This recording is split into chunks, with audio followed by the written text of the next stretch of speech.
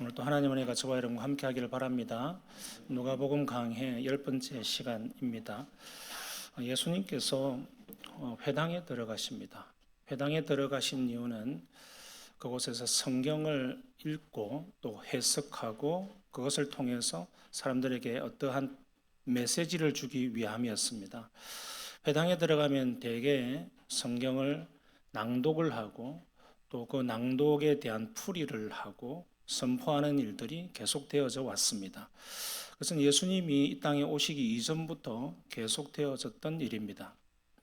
오늘날처럼 이런 성경을 가졌을 것이라고 상상하면 안 됩니다. 그때는 인쇄술도 없었고 또 신약 성경은 아직 완성도 되지 않았던 시절입니다. 그리고 회당에 있었던 성경은 구약 성경이 아주 보기 좋게 일목요연하게 좋은 책자로 만들어졌을 것이라고 생각할 필요도 없습니다. 그러나 우리가 이것을 스크롤이라고 이야기하는데 두루마리로 되어져 있는 양피지라든지 이런 쓸 수 있는 오늘날 같은 종이가 아니라 아주 허름한 쓸 수 있는 여러 가지 재료들을 통하여서 주로 양피지였습니다. 그래서 필사를 통해서 보관되어졌던 그 각각의 성경입니다. 그래서 성경을 보관하던 사람이 예수님께 성경을 전합니다. 그것은 두루마리 성경이었기 때문에 아마도 이사야서의 전체를 두루마리로 만든 성경이었던 것 같아요. 그것을 예수님께 전달했을 때 예수님은 그것을 펴서 어떠한 한 대목을 찝어서 읽습니다. 그것이 오늘날 우리 성경에 보면 이사야 61장 1절이 됩니다. 오늘 18절에 나와요. 제가 18절 말씀 다시 한번 읽어볼게요. 예수님께서 그곳을 찾아서 특별히 읽으신 대목이에요. 주의 성령이 내게 임하셨으니 이는 가난한 자에게 복음을 전하게 하시려고 내게 기름을 부으시고 나를 보내사 포로된 자에게 자유를 눈먼 자에게 다시 보게 함을 전파하며 눌린 자를 자유롭게 하고 주의 은혜의 해를 전파하게 하려 하심이라 하였더라. 이게 이제 예수님께서 회당에서 들어가셔서 읽으셨던 이사야에 꼭 집어서 설파하신 내용이었습니다. 왜 예수님께서는 하필이면 이 구절을 찾아서 읽으셨느냐? 그 이유가 있겠지요. 그냥 폈더니 오늘 기분상 이것을 읽었다가 아니라 예수님이 의도하고 작정하신 대로 전한 겁니다. 여기에서 보여주려고 하는 게 뭡니까? 여기서 말하고 있는 내게 기름을 부으시고 나를 보내사 이 나에 있어서 그 핵심적인 이 모든 자유를 선포하고 메시아의 일들을 하는 이 당사자, 이 주인공이 누구냐? 이를 선포하기 위해서 예수님께서는 이 대목을 읽으시죠. 그래서 21절에 보니까 이 글이 오늘 너희 귀에 응하였느니라. 이 말이 잘 안 와닿을 거예요. 도대체 이게 무슨 말이지? 이 글의 예언이 오늘날 이루어져서 그 이루어진 당사자가 바로 나야 이 말입니다. 해석을 하면 그렇습니다. 여러분 한국말을 읽어도 잘 이해가 안 될 때가 있을 텐데 이 말이 그 말입니다. 이 성경을 내가 읽었는데 이 성경에서 600년 전에 예언한 이 메시아의 예언은 지금 너희들이 보고 있는 그 메시아가 바로 나야. 그래서 너희 귀에 지금 들려지고 있고 너희들이 눈으로 보고 있는 그 사람이야. 이미 성취되었어 라고 이야기하는 것이죠. 그래서 사람들이 다 놀라죠. 아니 저 사람이 무슨 메시아라고 그러나 저 사람은 목수의 아들 요셉의 아들 그 집안 사람 아니야? 하고 수군거리기 시작합니다. 그랬을 때 예수님께서 다시 이야기하시죠. 엘리야와 엘리사의 이적들을 예를 듭니다. 엘리야의 엘리사, 사렙다 가부, 그 다음에 엘리사는 나아만 장군을 낫게 하는 그 우리 이야기를 성경에서 잘 알고 있습니다. 여기서 왜 갑자기 이 이야기를 합니까? 그 엘리야와 엘리사는 유대 민족들이 그렇게도 신봉하고 있는 최고의 예언자 중에 한 사람입니다. 그 선지자들은 정말 하나님께서 보내시고 사용하신 대단한 선지자.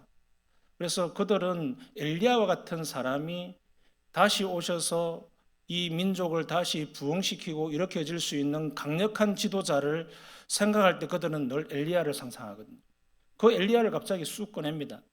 그리고 이 엘리야가 했던 일은 시돈 땅에 가서 그의 그 과부 한 사람을 살린 일이야. 그리고 나만 장군을 엘리사가 살렸어. 두 예를 들 때 그 두 사람은 이방인이었습니다. 그러니까 이 이야기를 듣고 있는 메시아를 기다리고 있는 유대인들에게는 기분이 상하죠.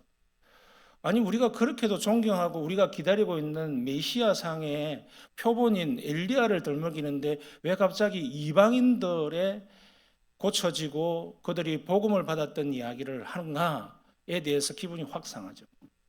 예수님께서 그들이 가지고 있는 특혜, 종교심은 있지만 하나님의 뜻을 향하여 살지 않고 있는 그들을 깨치시기 위해서 이 방법을 사용하십니다. 그러고 나서 그들의 행동은 뭡니까? 화가 났다. 29절에 보니 28절에 회당에 있던 자들이 이것을 듣고 크게 화가 나서 엄청 이제 폭동이 일어날 듯이 그래서 예수님을 밀치고 몰아가가지고 동네 끝자락 낭떠러지에서 떨어뜨려 죽여버리자 라고 폭동이 일어나는 상황에서 예수님은 유유히 걸어 나오십니다. 이것이 오늘 이야기의 아주 줄거리를 제가 짧게 말씀을 드렸습니다. 오늘 핵심이 뭐냐라는 것이죠. 여기에서 본문에서 우리 예수님께서 우리에게 전하려고 하는 핵심이 뭔가? 너희들은 종교인이 되지 마라. 종교성을 통하여서 하나님의 자녀로 보장받는 것이 아니야. 이 이야기를 하고 싶은 것이고요. 정말 우리 주님께서 이 땅에 오신 목적은 너희들이 가지고 있는 종교적인 특혜, 언약의 자손이라고 하는 그 특혜를 깨쳐버리고 하나님의 뜻으로 살아가는 너의 삶, 변화된 삶, 하나님의 뜻이 정말 무엇인지 묻고 살아가는 성령 안에서의 삶을 살기를 원해. 이 이야기를 하고 싶은 것이죠. 그리고 그 구원을 베풀기 위해서, 그 복음을 베풀기 위해서 내가 이 땅에 왔어 라고 하는 말씀을 하시기 위함입니다. 그리고 오늘 읽었던 이사야서의 예를 들었던 18절 말씀의 핵심은 뭐냐 하면 자유케 하신다. 메시아의 사명을 말씀하셔요. 내가 이 땅에 온 목적은 너희들로 해방을 찾게 하고 자유케 하는 것이 목적이야. 이것이 가장 핵심적인 것이야 라고 이야기를 한 것이죠. 여러분, 기독교 신앙은 여러분 많은 것들을 가르치고 있지만 은혜라고 하는 것을 가르치죠. 그리고 그 은혜를 통하여서 구원을 얻는다고 가르칩니다. 이것의 핵심 사상이 뭡니까? 우리가 할 수 없다는 것, 우리의 무능력함을 이야기하는 것이죠. 하나님의 은혜가 아니면 우리는 구원받을 수 없다라고 하는 핵심 사상이 들어 있습니다. 은혜가 필요한 존재는 뭐냐면 나의 잘남이나 나의 지식이나 경험을 통해서 구원에 이를 수 없다고 하는 인간의 헛됨과 아주 타락함을 보여주는 것이죠. 인간 존재에 대해서 이미 은혜라고 하는 것을 성경이 계속 말함으로 해서 인간은 은혜가 없이는 갱생되어질 수 없는 존재야 라고 선포하는 것이죠. 오늘날 교회에 나오는 사람들은 이모저모의 직업도 있고 배경도 있고 성격도 있고 또 경제적인 상황도 다 다릅니다. 어떤 사람은 굉장히 자부심이 있고 잘난 사람도 있을 수 있고요. 어떤 사람은 주눅이 들어있고 또 어떤 사람들은 마음이 아파서 또 어떤 사람은 실망 가운데 절망 가운데 어떤 사람은 정말 죽기 직전의 마음을 가지고 나오는 사람들도 있습니다. 그래서 어떤 사람은 부러워할 수 있겠죠. 나는 저 사람만큼만 좀 살면 좋겠다. 저 사람만큼만 조금 행복하게 살면 좋겠다. 이런 마음이 혹 있을지 모르겠습니다. 우리 가운데 비교 의식이 있을 수 있죠. 그러나 성경은 그런 외적인 상황들을 말씀하지 않고 먼저 우리 인간이 가지고 있는 본성에 대해서 뭐라고 말씀하시는지 우리가 들여다봐야 된다는 것이죠. 그것이 첫 번째입니다. 여러분, 제가 설교 노트에 적어놨어요. 성경이 우리 인간을 어떻게 정의하는가? 우리 인간 존재에 대해서 왜 자유가 필요한가? 왜 그 자유라고 하는 것이 진정 우리에게 필요해서 메시아가 오셨는가? 그것을 이야기할 때 여러분이 정말 자유가 필요한 인간인가, 필요한 존재인가를 스스로 깨닫지 못하면 여러분들은 복음이 복음되지 못합니다. 교회를 나오고는 있지만 내가 정말 해방이 필요한 사람인가? 내가 복음이 왜 필요한 사람인가에 대해서 여러분들이 그 갑갑함이나 힘듦이나 비참함을 느끼지 못한다면 예수님의 십자가의 의미가 다가오지 않아요. 여러분들은 인간 본성적으로 나는 어떤 존재인가를 알아야 되는데 네 가지로 정의합니다. 첫 번째 뭐라고 되어 있습니까? 죄 아래 묶인 존재. 로마서 3장 9절 읽어봅시다. 그러면 어떠하냐? 우리는 나으냐? 결코 아니라 유대인이나 헬란이나 다 죄 아래 있다고 우리가 이미 선언하였느니라. 여러분, 저와 여러분은 기본적으로 죄인이라는 사실을 인정하고 오는 것이 바로 기독교 신앙입니다. 이것을 인정하지 않으면 아무것도 시작한 적이 없어요. 그러니까 나는 저 사람보다 좀 더 낫다라고 생각하는 이 우월감. 그럼 우월감이 있다면 어떤 사람은 열등감이 있을 거잖아요. 나는 저 사람보다 못해. 뭐 얼굴이 못났든지 키가 작다든지 뭐 몸매가 안 좋다든지 나는 별로 가진 것이 없다든지 건강이 안 좋다든지 이런 열등감이 있을 수 있어요. 나는 공부를 못한다든지 직업이 안 좋다든지 뭐 벌어놓은 돈이 없다든지 자식이 뭐 내놓을 자식이 없다든지 뭐 여러 가지 자기의 열등감을 가지고 있는 사람이 있을 거예요. 어떤 사람은 상대적인 우월감으로 있는 사람도 있을 겁니다. 그러나 교회에서는 우월감을 가지거나 열등감을 가질 필요가 없어요. 왜? 성경은 우리 인간에게 모조리 그냥 단체로 정의하는 인간 존재가 있는데 그것은 너희들은 가망이 없어 라고 선포해 버립니다. 그러니까 우리가 누리고 있는 나의 사회생활이나 사회적인 지위와 상관없이 우리의 본성은 이미 주님으로부터 인정받지 못하는 가망 없는 존재다라는 겁니다. 그러니까 교회에 나오는 저와 여러분은 동일한 본성으로 나오는 거예요. 그러니까 예수님이 보실 때는 저와 여러분은 똑같이 은혜가 필요한 존재다라는 것입니다. 그래서 교회 안에서 조금 더 낫고 더 못한 사람이 예수님 앞에서만큼은 없어요. 인간의 보기에만 있을 뿐이죠. 내가 저 사람보다 좀 더 낫다, 더 배웠다. 그 정도는 우리의 구원에 이르는데 아무 영향을 줄 수가 없습니다. 이것을 인정할 줄 알아야 됩니다. 두 번째는 무엇일까요? 시작. 사망의 권세 아래에 있는 존재. 로마서 5장 12절 읽어봅시다. 그러므로 한 사람으로 말미암아 죄가 세상에 들어오고 죄로 말미암아 사망이 들어왔나니 이와 같이 모든 사람이 죄를 지었으므로 사망이 모든 사람에게 일어났느니라. 여러분, 죄와 사망은 한 묶음입니다. 성경은 죄에 대해서 단 한 가지 형벌을 두고 있는데 죽음이다. 죽음으로써 그 죄값을 치러라고 하는 것이 하나님이 정해 놓으신 창조의 원리예요. 창조의 원리. 그리고 창세기 2장을 보십시오. 아담에게, 인류의 대표인 아담에게 최초로 명령했던 그 명령을 어겼을 때 그걸 결과는 죽음이야. 그것이 하나님께서 우리에게, 인류에게 주신 규칙이고 법칙입니다. 변하지 않아요. 그 법칙 안에서 구약의 성경들을 읽어보면 제사가 이해가 됩니다. 왜 제사장을 통해서 출애굽 백성들이 제사를 계속 드리게 됩니까? 그 제사의 형태는 뭡니까? 피의 제사를 드리는 것이죠.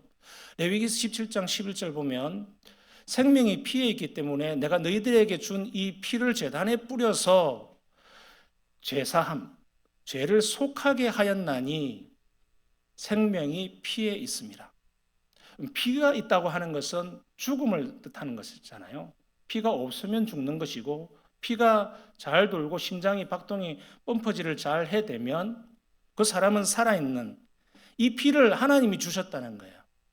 동물에게도 있고 인간에게도 있는데 인간을 너가 죄가 지었기 때문에 너가 피를 뿌려서 너가 죽어 라고 하나님의 공의의 성품이 그렇게 하실 수 있지만 하나님의 사랑의 성품이 공의를 막아서서 너희가 죽게 하고 너희의 피를 흘리는 것을 내가 일시적으로 막아줄게 하는 방편으로 피의 제사를 드리라고 한 겁니다. 그러니까 짐승을 대신 데리고 나와서 그 짐승에 안수하여서 너의 죄를 그에게 전가시켜라. 일시적으로 내가 죄가 없는 것처럼 여겨줄게. 대신 그 순결하고 흠없는 양은 죽여서 피를 제단에 뿌리고 태워버려라. 그 방법을 통해서 피의 제사를 드리게 한 겁니다. 그것이 숱한 세월, 거의 1400년, 1500년 가까이를 흘러오잖아요. 그리고 예수님 시대가 도래한 거예요. 그때 예수님께서 이제 그 피의 제사를 드려야 하는 죄와 사망의 속박으로부터 내가 너희를 자유케 할게, 그렇게 하기 위해서 내가 왔어 라고 하는 것이죠. 이것이 인간 본성에 대한 것입니다. 세 번째 읽어봅시다. 시작. 사탄의 권세에 사로잡힌 존재. 에베소서 2장 2절 읽어봅시다. 그때 너희는 그 가운데 행하여 이 세상 풍조를 따르고 공중의 권세 잡은 자를 따랐으니 곧 지금 불순종의 아들들 가운데서 역사하는 영이라. 여러분, 우리의 본성이 죽어 있고 또 우리의 본성이 죄의 상태에 있다면 그것은 분명히 사탄의 권세 아래 놓일 수밖에 없습니다. 사탄의 권세 아래 있다고 하는 것은 지배성을 이야기하는 것이거든요. 그래서 이 세상에는 사탄의 지배 가운데에 있는 사람이 있는가 하면 반대로 성령의 지배를 받는 사람이 있습니다. 다른 말로 하면 사탄의 권세, 육신에 빠져 육신의 지배를 받고 있는 사람이 있고 성령, 곧 영의 지배를 받는 영적인 사람이 있습니다. 그럼 교회에 나오면 여러분 영적인 사람이 됩니까? 어떻습니까? 그렇지 않습니다. 교회를 다닌다고 영적인 사람이 되는가? 저는 목사 생활을 오래 해봐도 그런 말은 전혀 해당이 되지 않는 곳이 교회입니다. 교회 안에서 뭔가 열심히 하고 거룩한 것 같고 해도 어느 날 보면 너무 육신적인 생각에 사로잡혀 있는 것을 보고 제가 깜짝 놀랍니다. 전혀 그런 것을 모르고 있다가 저분은 제법 오랫동안 신앙생활을 했고 모태신앙이고 직분도 받았고 뭐 이런저런 봉사도 열심히 하는데 어느 순간 보면 모든 생각과 말이 육신적인 것에 사로잡혀 있는 것을 보게 됩니다. 하나님의 뜻이 무엇인지, 성령의 뜻이 무엇인지 분별할 생각도, 그것이 무엇인지 경험한 적도, 그 개념조차도 없는 사람들이 너무 많은 것을 보게 됩니다. 교회 안에 있다고 무조건 영적인 것이 되는 것이 아닙니다. 우리의 몸이 교회당 안에 와 있다고 해서 우리의 마음 전인격이 영적으로 변하는 것이 아니에요. 이것은 하나님의 영역입니다. 하나님께서 우리 가운데 성령을 보내사 성령으로 우리를 거듭나게 하실 때만 가능한 겁니다. 여러분들이 계속 육신적인 것에 사로잡혀 있는 사람들, 전혀 영적인 것에 한 발짝도 나아가지 못하는 사람들은 여러분이 노력을 하지 않아서 또는 내가 머리가 나빠서 나는 잘 몰라서 이런 문제가 아닙니다. 여러분들에게 하나님의 성령의 은혜가 주어지지 않았기 때문에 전혀 육신에만 빠져 있는 사람들, 외적인 종교 생활은 열심히 하는데 영적인 것에 대해서 전혀 개념이 없는 사람들의 가장 큰 특징은 영적으로 태어나 본 적이 없는 사람, 거듭난 적이 없는 사람, 그 속에는 성령이 없습니다. 그래서 교회 안에도 육신으로 똘똘 뭉쳐져 있는 사람, 육체에 빠져 있는 사람들이 숱하게 많습니다. 교회 안에 있다고 이게 해결되는 문제가 아니에요. 이것은 사탄의 권세에서 빠져나와서 성령의 은혜로 성령으로 거듭나는 그 은혜가 있어져야 됩니다. 네 번째 보십시다. 그런 사람들에게는 뭐가 있을까요? 시작. 욕망의 노예. 에베소서 2장 3절 세 번역 읽어봅시다. 우리도 모두 전에는 그들 가운데서 육신의 정욕대로 살고 육신과 마음이 원하는 대로 행했으며 나머지 사람들과 마찬가지로 날 때부터 진노의 자식이었습니다. 기본적으로 이런 죄 아래 묶여 있고 사망 권세 아래 있고 사탄의 지배를 받고 있는 그 사람들의 특징은 뭐냐면 이 욕망, 욕정, 육신이 요구하고 있는 그 본성대로 생각하고 말하고 행동하고 인생을 그렇게 꾸려 나가기를 원합니다. 종교성은 있을 수 있습니다. 외적으로 교회에서 집사도 받고 뭐도 하는 것 같고 예배에도 충실히 하는 것 같고 헌금도 좀 하는 것 같고 여러분 그걸로는 우리의 육신의 소욕이 없어지지 않습니다. 우리의 욕망은 계속 분출하고요. 우리의 욕정은 계속 분출됩니다. 이것이 인간이 가지고 있는 나약함이고 인간 존재를 성경이 말씀하고 있는 중요한 포인트입니다. 이것을 위해서 예수님께서 오셨다라고 말씀합니다. 구원이 뭡니까? 구원이라고 하는 것을 정말 초보에 있는 사람들이 생각하는 구원은 그거 아닙니까? 예수님 믿고 나는 죽어서 천국 간다. 여러분 너무 단순하지 않습니까? 예수님 믿고 천국 간다. 그래서 많은 사람들이 예수님 믿고 천국 갈 것 같으면 굳이 내가 지금 왜 예수를 믿어야 되나? 이렇게 생각하는 사람 제법 있습니다. 나중에 그냥 늙어막하게 내 인생 멋들어지게 살다가 나중에 천천히 교회 가서 내 세례도 받고 그때 예수 믿고 천국 가면 되지. 그런 생각을 가진 사람들이 꽤 있습니다. 그리고 모태 신앙으로 자란 자녀들이 엇나갔다가 늘 마음속에 가지고 있는 생각이 그거예요. 내가 어릴 때 주일학교를 나가다가 이제 교회를 떠났는데 엄마가 맨날 야단치잖아요. 저기 객지에 나가서 있는 자식에게 전화를 사흘들이 하잖아요. 사흘들이 해가지고 오늘 교회 가라. 갔나 안 갔나. 심지어 오늘 그 교회 가지고 주보하고 사진 찍어가지고 보내고 목사님하고 사진 찍어가지고 나한테 보내라. 우리 교회도 여러 사람이 있습니다. 그런 분들이. 새가족 영접을 하다 보면 그래서 막 사진 찍어가지고 오늘 보냈어요. 엄마가 권사님인데 안 가면 뭐 그냥 당장 내려와가지고 꺼지고 갈 거다. 뭐 이래가지고 여러분 여러분의 자식이 엇나가고 여러분의 자식이 어느 날 돌아오기를 원하는 그 부모의 마음 그것을 계속 기도하십시오. 그러나 우리의 구원이라든지 우리의 영혼에 관한 문제, 영혼이 거듭나고 변화되는 문제는 인력으로 되지 않습니다. 제가 누차 말씀드리지만 절대 안 됩니다. 기대하지 마세요. 그러니까 교회를 보내내면 될 것이다라고 하는 그것은 좋은 생각입니다. 그러나 해답은 아닙니다. 이걸 잘 알아들으십시오. 내 자식을 객지 나가 있는데 어느 교회라도 소개해가지고 제발 좀 보내놓으면 목사님이 잘 알아서 갱생시켜 줄 것이다. 여러분 인간의 존재에 대해서 1, 2, 3, 4번 읽으셨잖아요. 우리가 누군가 인간의 노력으로 갱생되는 게 아닙니다. 자력 갱생이 안 돼요. 기독교 신앙은 그런 거 없습니다. 너희들은 안 돼. 너희 스스로는 못 구원해. 인간의 노력과 힘으로는 안 돼. 라고 이미 선포했어요. 선포했는데 왜 자꾸 인간적인 방법을 동원하면 될 것이라고 하는 기대. 그것은 기대가 아니라 스스로 위로하는 겁니다.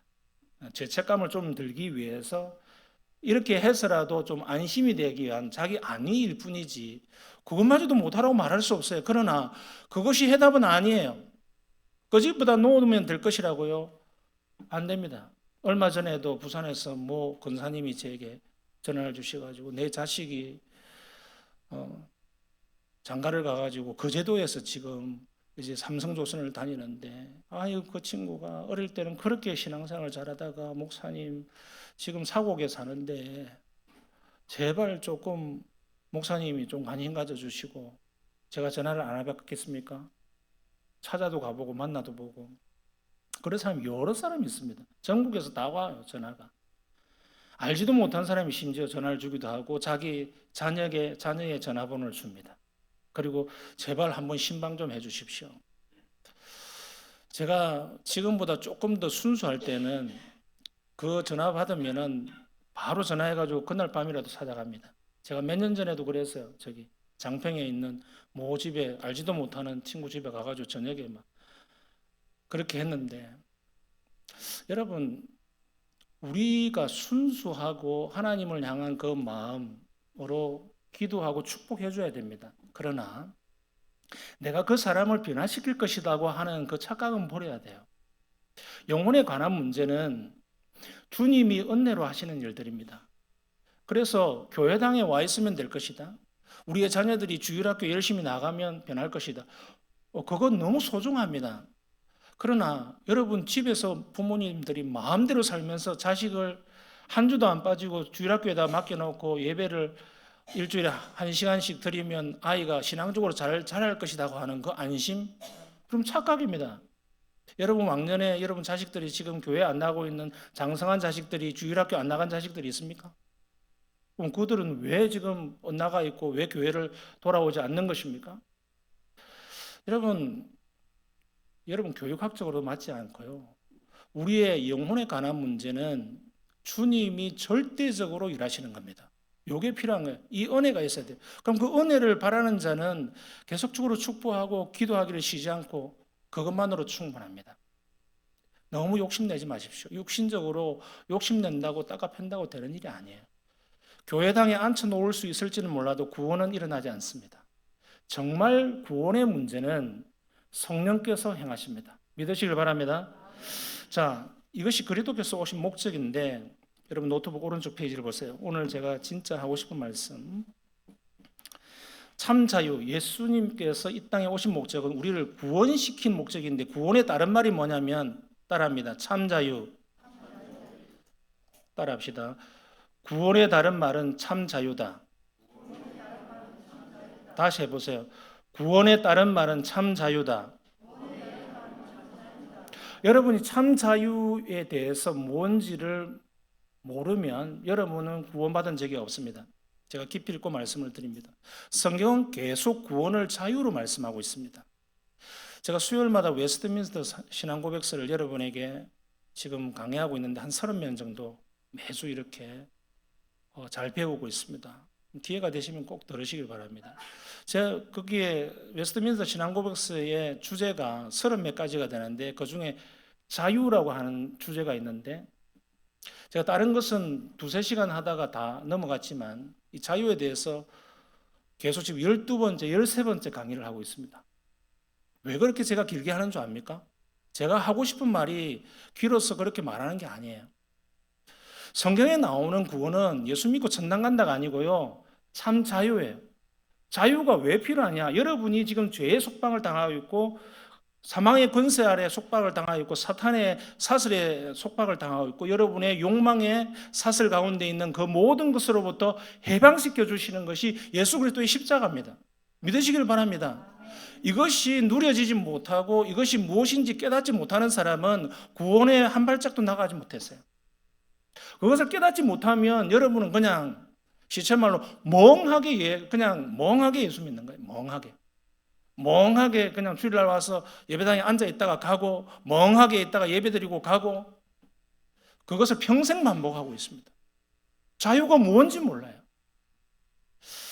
그래서 성경적인 자유가 뭔가 제가 오늘 다 1시간 만에 말하기 참 힘듭니다. 그러나 간략하게 한번 봅시다. 2가지 자유가 있는데 세상 사람들이 말하고 있는 자유와 성경이 말하고 있는 자유는 차원이 다릅니다. 먼저 세상 사람들이 말한 것 3가지 큰 특징이 있습니다. 1번, 세상의 자유는 뭐라고 되어 있습니까? 시작. 참 자유가 아닌 타락한 본성대로 사는 것이다. 이게 현대인들이 말하는 자유의 큰 특징입니다. 그러니까 사실은 내가 하고 싶은 것을 하는 걸 자유라고 생각하는 거예요. 이게 성경이 가르쳐준 자유가 아닙니다. 그 동그라미 1번, 2번, 3번을 해놓았어요. 1번 읽어봅시다. 시작. 자기중심주의, 자기 행복이 최고의 목적이다. 내 삶은 내 것이다. 사사기 21장 25절 읽어봅시다. 그때에 이스라엘의 왕이 없으므로 사람이 각기 자기 속인에 옳은 대로 행하였더라. 빌립보서 2장 21절 모두 다 자기의 일에만 관심이 있고 그리스도 예수의 일에는 관심이 없습니다. 여러분 자기중심주의, 여러분 이기적인 사람들하고 살아보셨습니까? 여러분 개인주의적인 사람하고 살고 싶습니까? 어떻습니까? 평생을 자기중심주의로 산 사람은 다른 사람에 대한 이해도가 굉장히 낮습니다. 이것은 뭐 상담학이라든지 심리학에서는 공감 능력이 떨어지는 사람이라고 이야기하죠. 그리고 그것이 질병화되어 있는 사람을 뭐 여러 가지 부류로 나눕니다. 뭐 ADHD부터 시작해서 뭐 여러 가지 학적으로 나누고 있지만 여러분들은 어떤 사람을 배우자로 만났을 때 굉장히 실망할 때가 있지 않습니까? 내가 저 사람을 내 배우자로 생각하고 만났는데 살고 보니까 너무 자기밖에 모르는 사람이다. 그럴 때가 있지 않습니까? 말을 해도 내가 말하고 있는 말의 저희가 무엇인지 알지 못하는 사람들, 자기 주장만 하는 사람들, 그리고 자기 주장에 그것을 가지고 가정을 계속 다스리려고 하는 그런 사람들 여러분 만났을 때 어떻습니까? 재밌고 행복합니까? 너무 힘듭니다. 그런 사람을 평생 반려자로 생각하고 살려고 하면 얼마나 힘듭니까? 근데 그 사람과 살아가면서 자식이 태어나요. 그럼 자식이 태어났을 때 그 자녀가 인격적으로 잘 자라주기를 원하는데 이기적인 아버지나 이기적인 어머니로 말미암아 이 자식에게 영향력이 가고 성격과 그의 삶의 스타일이 엉망이 되어지는 그 과정들을 보면 어떻습니까? 여러분 기분이 좋습니까? 여러분 세상 사람들이 말하고 있는 이 자유라고 하는 것의 그 핵심에는 뭐가 있냐면은 개인주의와 이기주의가 있습니다. 항상 모든 것이 자기 편의주의예요. 내가 판단하고 내가 경험하는 것이 가장 옳고 그것을 따라야만 세상이 돌아가는. 그러니까 모든 중심이 자기가 돼야 돼요. 가정도, 학교도, 교회도, 나라도, 온 세상이 자기 중심으로 돌아가야 돼요. 그러니까 자기가 좋은 것만이 내가 생각하고 내가 편한 것이 좋은 것이다. 그런 사람들은 가정을 엉망으로 만듭니다. 그리고 배우자와 자녀들이 고통받습니다. 그렇지 않습니까?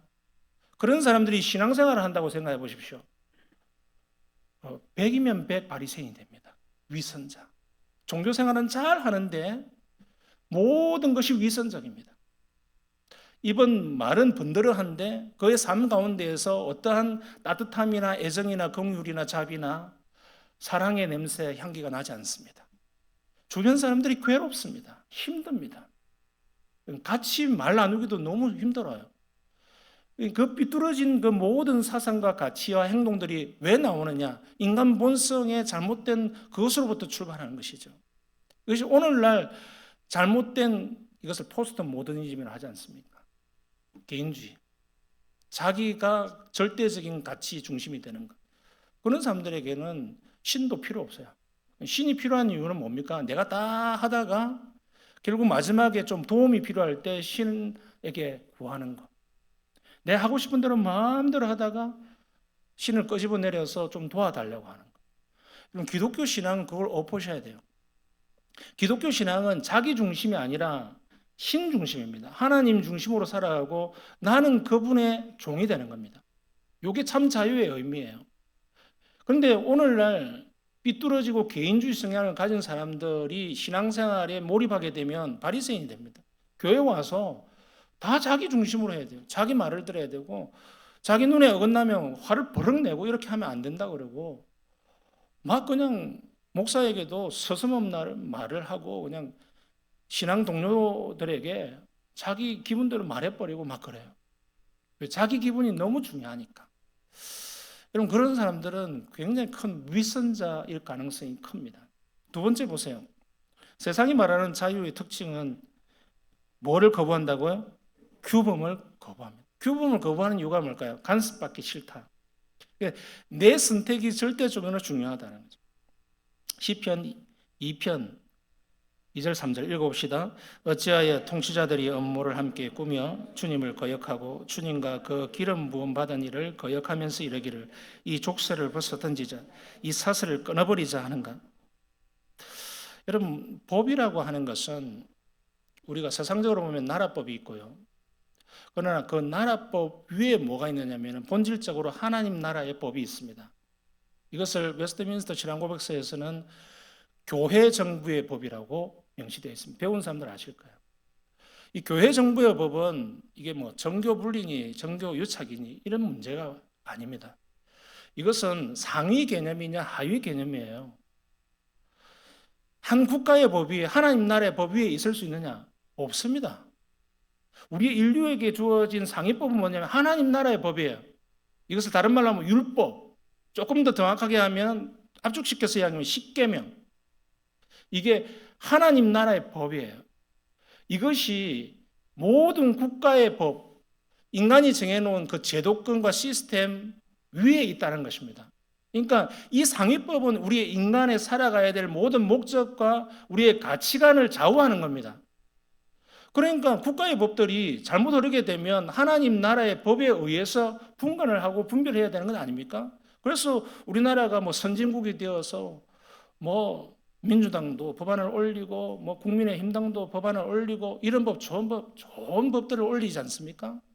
그러나 그러한 법들이 그 상위법은 제일 최고의 법인 하나님의 법에 너무 크게 어긋난다. 그러면 우리는 그것을 따를 수 있습니까? 따르지 못하는 것이죠.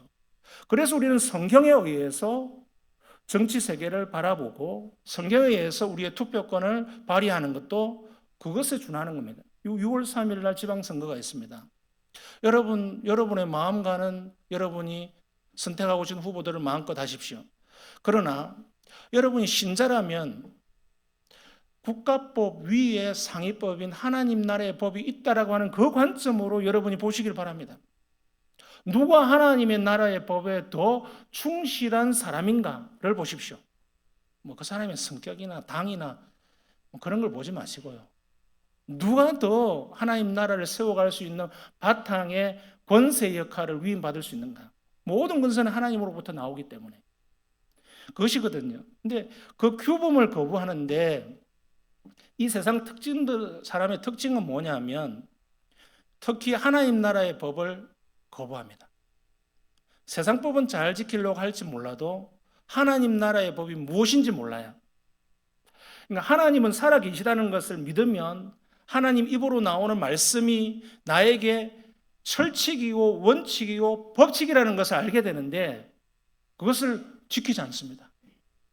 교통법은 그렇게 철저하게 지키기를 원하면서도 뭐 60이면 정확하게 60으로 막 가고 뭐 빨간불이면 무조건 서야 되고 하는 그런 준법 정신이 투철한 사람이라 할지라도 하나님 나라의 법에 대해서 개념이 없는 사람이 한두 사람이 아니에요. 그런 사람들은 하나님을 모르기 때문에 그들은 거부합니다. 하나님의 성품을 안다면 하나님이 거룩하시다는 걸 알고요. 하나님의 거룩성에 준하여서 나는 어떻게 살아가야 될 것인지 하나님 나라의 법을 따를 수밖에 없어요. 세 번째 봅시다. 욕망주의. 읽어봅시다. 자연인의 본성대로 사는 삶. 어차피 한 번 사는 인생이다. 이런 개념입니다. 여러분, 교회를 다닌다라고 하는 것은 항상 우리가 희망과 소망을 가지고 사는 겁니다. 희망과 소망을 가지고 사는 것은 뭐냐 하면 내가 지금은 부족하지만 내일은 좀 더 나아질 것이다. 내일은 부족하더라도 그 다음 날은 좀 더 나아질 것이다. 이것을 성화라고 이야기합니다. 예수님을 따라가는 삶, 성화의 삶, 거룩한 삶.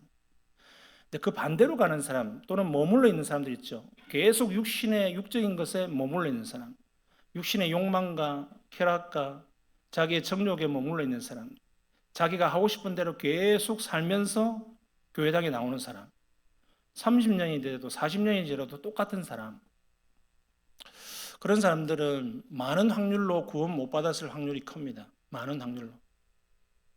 아니면 구원받은 거듭난 신자라더라도 병들어서 자라지 않는 사람일 가능성입니다. 저는 그런 경우는 굉장히 적다고 봅니다. 그러나 더 많은 경우에 아예 구원받지 못한 바리새인과 같은 위선자들로 가득 찼을 경우에 하나님 나라의 법에 대한 관심은 없고 하나님의 뜻을 분별할 마음도 없이 살아갑니다. 자기의 욕망을 숨긴 채로 계속 살아가면서 하나님은 그냥 형식적으로 섬깁니다. 그럴 때 목사가 하나님께서 기뻐하시지 않는다고 책망을 하면 엉뚱 소리만 합니다. 그게 가장 안타까워요. 하나님에 대해서 관심이 없어요. 하나님이 뭘 원하시는지, 하나님이 뭘 좋아하시는지, 하나님이 나에게 뭘 명령하시는지에 대해서 분별력도 관심도 없어요. 그냥 뭐 교회가 어떻다, 뭐 목사가 어떻다. 그럼 그것은 겉다리입니다. 하나님께 집중하셔야 돼요.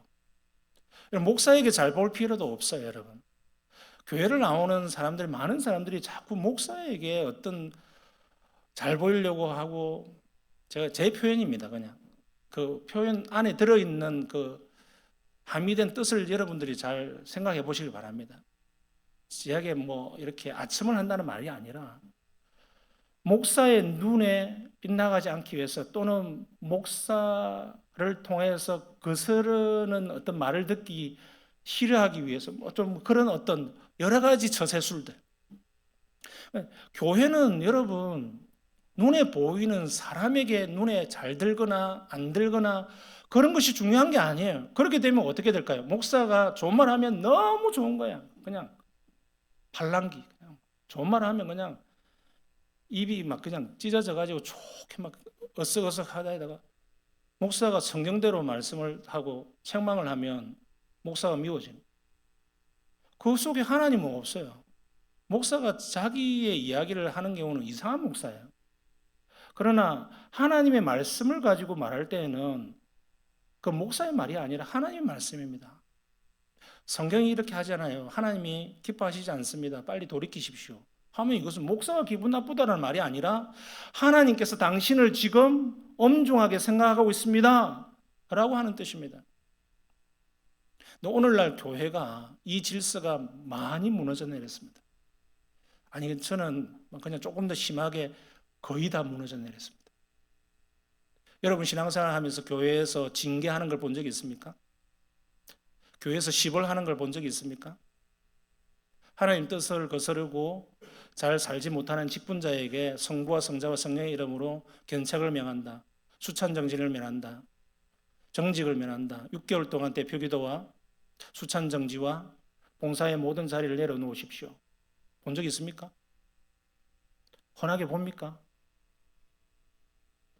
거의 보기 힘들어요. 그 말은 교회가 깨끗한 사람들만 모이고 뭐 다 괜찮은 사람들만 모이기 때문에 그렇습니까? 목사도 연약하다 보니까 타협을 하고 목사도 하나님 뜻에 거스르는 일들이 교회 안에 너무 난무하고 형편없는 그런 육신적인 일들이 난무하고 해도 계속 타협하잖아요. 첫 번째 목사의 잘못, 두 번째 장로의 잘못, 세 번째 직분자들의 잘못. 우리 교회 모든 사람들의 잘못입니다. 하나님의 뜻은 안중에 없고 사람들이 좋은 게 좋다고 맨날 넘어가지 않습니까? 그러니까 그 교회의 거룩성은 사라집니다. 교회가 거룩성을 잃어버리면 끝입니다. 그 속에 숨겨진 욕망에 의해서 교회가 작동하고요. 목사의 숨어있는 그 욕망의 뿌리에 의해서 설교되어지고요. 은근히 자기 사람 만들려고 하고요. 은근히 자기화 시키려고 하고요. 그게 종교의 중독화 아닙니까? 그 다음에 교회의 사유화 아닙니까? 은근히 목사 자기 인생관과 개인의 철학을 내세우고 정치관을 내세워서 계속 설교하는데 하나님 나라에 하나님 뜻은 없고 그 속에 자기의 의지와 인간적인 그 몹쓸 비참함들만 나타나는데도 불구하고 아무도 느끼지 못하고 아멘 하면서 따라가는 이 일들이 우리 한국교회에 계속 일어나고 있지만 거룩성은 계속 훼손되고 있습니다. 잘못한 사람이 있어도 책망할 수 없고 아무도 책망하지 않고 당회가 기능하지 않고 치리의 기간이지만 치리하지 않는 교회의 거룩을 잃어버린 사람들이 있어도 권면하지도 않고 돌아서시오 라고도 말도 하지 않는 이 강단에 맨날 화려하고 하나님께서 우리에게 은혜를 주셨습니다. 당신은 사랑받기 위해서 태어난 사람. 맨날 그러고 있어 보십시오. 예수 그리스도께서 왜 우리에게 모든 속박으로부터 해방시켜 줄 것이다. 참 자유를 줄 것이다. 라고 선포해야 될 이유가 뭐가 있습니까? 이것이 고민입니다.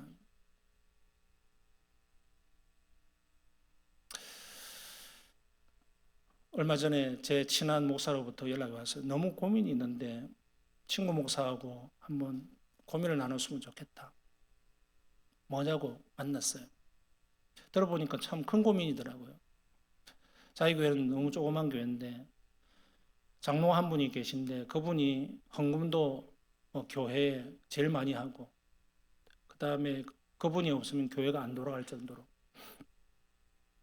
근데 얼마 전에 그 부인 권사로부터 상담을 하는데 들은 사실 때문에 너무 내가 어떻게 해야 될지 모르겠다. 뭐냐 그랬더니 남편이 외도를 하고 있는데 안지가 오래됐는데 저 인간 때문에 내가 거의 병이 들어가지고 정신병 치료를 받고 있고 근데 교회에서는 아무도 모르고 있고 그 이야기를 듣고 충격을 받았다는 거예요. 근데 그래 증거가 있습니까? 라고 하니까 그 증거를 몇 개를 보여주는데 깜짝 놀랐어요. 진짜. 그래가지고 이걸 어떻게 해야 될지 모르겠다. 제가 그랬습니다. 성경대로 해라. 우리는 뭐 성경대로 해야지 뭐 어쩌겠느냐. 그럼 뭐 그 장로님이 정말 책망을 했을 때, 성경대로 했을 때 돌아오면 정말 그것은 하나님 은혜고, 자기 체면 중에서 교회 떠난다면 할 수 없지 뭐 어쩔 거냐고. 그것은 하나님께서 내버린 자식이라 생각하고. 그랬는데 그 목사는 몇 달간 고민하고 아직까지도 못하고, 얼마 전 부활절 고난주간 성찬식을 하는데 유일한 장로니까 성찬기를 들고 돌아다니. 야, 니 그 꼬라지 볼 거냐? 내가 그랬어요. 제가 친구이기 때문에. 그 꼬라지 볼 거야? 할 수 없이 했다는 거예요. 왜? 그 장로가 떠나면은 자기 교회 엉망되기 때문에. 헌금의 3분의 1을 내고 뭐 교회 일에 모든 것을 다 하고 있고. 야, 인간적으로는 우리가 이해되지만 교회는 그러면 안 되잖아.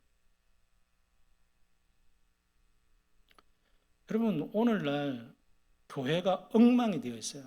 교회는 얼마나 지저분하고 하나님 앞에서 거룩하지 못한 일들 때문에 다 알고 있음에도 보고 시시하고. 여러분, 저는 여러분 정죄할 마음이 없어요. 예수님께서는 가늠한 여인도 돌로 치려고 할 때에 죄 없는 자가 돌로 쳐라 그랬습니다. 아무도 정죄할 수 없어요. 그럼에도 불구하고 예수님이 마지막으로 하신 이야기가 있습니다. 다시는 죄지지 마라. 여인에게 개인적으로 한 말입니다. 교회는 죄인들이 모인 곳이에요. 앞으로 우리가 성경의 인간적인 그 정의, 인간의 정의 4가지를 다 가진 사람들이 저와 여러분입니다. 깨끗한 사람도 없어요, 아무도. 그러나 교회는 여러분들을 다 받아주는 곳이고 예수 그리스도 안에서 사랑을 받아주는 곳이지만 회개가 전제돼요. 매일매일 회개가 일어나야 돼요. 그 회개는 입술로 주여 하고 눈물 찔끔 흘리는 그걸 말하는 것이 아니라 주님 앞에 자기의 비참을 진짜 토로하고 잘못됐다고 시인하는 겁니다. 오늘날 시인도 안 해요. 책망하면. 책망하는 목적은 그 사람을 죽이기 위하고 내치기 위해서 함이 아니고 예수 그리스도께로 다시 돌아오기 위한 책망인데도 불구하고 자기 체면, 자기 명예가 중요하기 때문에 기분 나쁘게 생각합니다. 그걸로는 교회가 세워질 수 없습니다. 안 세워져요. 목사는 마음에 타협하고 싶은 마음들이 꿀들 같아요. 그러나 드러난 죄에 대해서는 반드시 제가 성경의 말씀으로 책망합니다. 그럴 때 여러분이 목사가 책망할 때 그것은 교회와 당의 이름으로 책망한다고 생각하셔야지, 김태길의 스타일로 책망한다고 받으시면 여러분 기분 나빠요. 기분 나쁩니다. 여러분, 저와 여러분 다 죄인입니다. 예수 그리스도께서 그것으로부터 모든 죄와 속박으로부터 해방시키기 위해서 십자가에 피를 흘려주셨어요. 우리는 그 피를 믿습니다. 그 누구도 그리스도의 피 아니고서는 우리가 제사함을 받을 수 없다고 하는 것. 목사도 마찬가지입니다. 그렇다면 누가 누구를 향하여서 정죄하거나 판단할 수 없어요. 그럼에도 불구하고 우리는 이제 새로 거듭나기 때문에 성령 안에서 살아가야 될 의무가 있습니다. 예수 그리스도 안에서 주어진 하나님의 뜻 가운데서 분별을 받아야 되고 판단을 받아야 되고 말씀의 정죄를 받아야 돼요. 인간의 정죄를 받는 게 아니고요. 말씀의 정죄를 받고 책망을 받고 교훈을 받고 훈계를 받아야 돼요. 그것이 하나님의 뜻에 맞게 살아가는 것입니다. 그렇게 안 하면 저와 여러분의 신앙생활이라고 하는 신앙생활은 다 허물어집니다. 소용이 없는 거예요. 저와 여러분의 모든 바탕은 예수 그리스도의 십자가의 피고 은혜입니다. 그리고 저와 여러분은 그것에 반응하는 겁니다. 반응하십시오. 진심으로 회개하시고 주께로 돌아오십시오. 그러셔야 됩니다. 어떤 일이든. 그러면 주님께서 그 시인하고 고백하는 모든 자녀들을 이쁘게 여기시고 기히 여기시사 다 받아주십니다. 이거 십자가의 능력입니다. 그리고 그 다음에 참 자유가 있는 겁니다. 내 마음대로 하는 것이 자유가 아닙니다. 예수 그리스도의 말씀에 기속이 되는 것이 참 자유고 그리스도의 뜻대로 살아가는 것이 참 자유입니다. 그렇게 살아가십시다.